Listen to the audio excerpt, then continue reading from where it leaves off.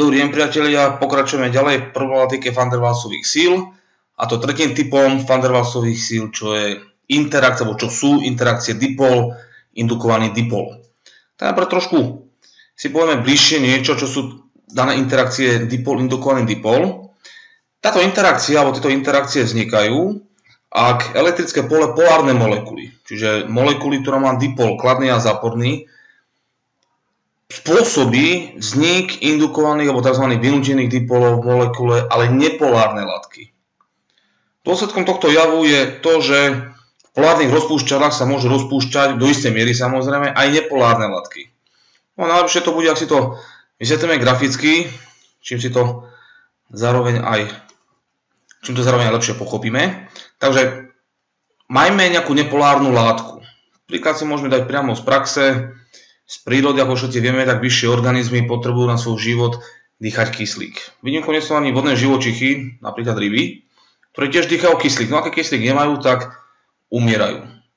No otázka je, ako sa môže kyslík, ktorý je vyslovene nepolárna látka, pretože kyslík, vzdušný kyslík, je tvorený molekulami O2, čiže dvojatomovými molekulami. A my už vieme z tej klasickej chemickej väzby, z teórie chemickej väzby, že v prípade, ak je molekula zložená z atómov toho istého prvku, je striktne nepolárna. Je to jasné, lebo rozdiel elektronegatívy zlúčených atómov je 0, takže máme absolútne nepolárnu molekulu.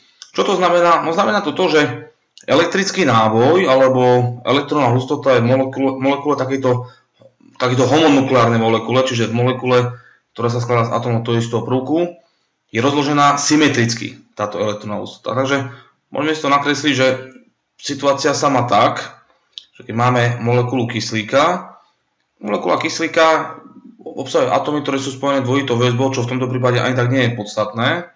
Podstatné je to, čo sme si povedali, že rozdelenie elektrónovej hustoty je symetrické. Čo môžeme znázorniť takto, že ako keby tá hustota v podobe mraku je pekne rozložená pozdĺž alebo v rámci celej molekuly. Nemá žiadny dipol, lebo je to striktne nepolárna látka.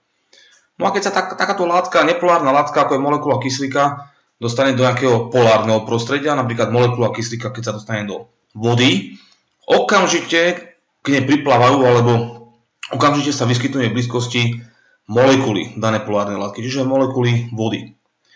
No a keď sa priblíži voda ako nepolárna látka napríklad kyslíkom,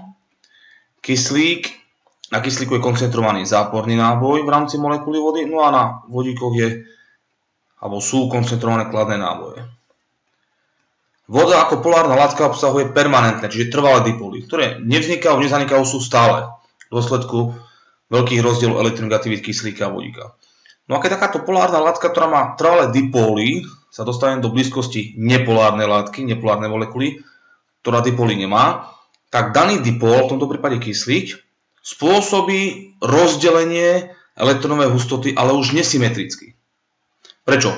Tak to je jasné, že na kyslíku je záporný náboj, tak tento záporný náboj bude od seba otlačať záporný náboj. To znamená, že bezprostredne tá časť molekuly kyslíka, ktorá sa nachádza pri atóme kyslíka v rámci vody, zníži sa v tejto časti elektrónová hustota. Klasické odpudzovanie medzi rovnakými dipolmi.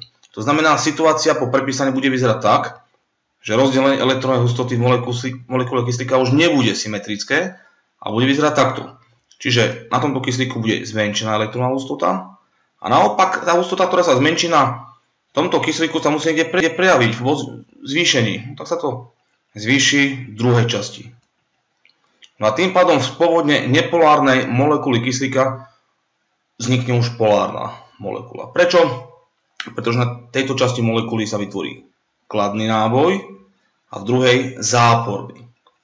Ešte raz, tento kladný náboj sa vytvoril v dôsledku pôsobenia polárnej molekuly vody, ktorá so svojím záporne nabitým kyslíkom spôsobila vytlačenie elektrónovej hustoty molekule kyslíka. Na druhú stranu. No a takéto dipóly, ktoré vzniknú predtým alebo pôvodne nepolárnej látke, v tomto prípade molekule kyslíka, nazývame, že sú indukované alebo vynútené dipóly. Čiže v podstate mohli sme vidieť na tomto príklade, ako sa nepolárna látka v silne polárnom prostredí môže polarizovať.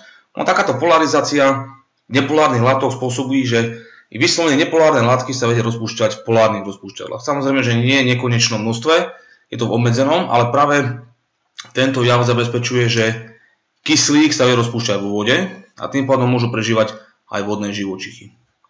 To je dane všetko, priatelia. Budúci týždeň pokračujeme ďalej v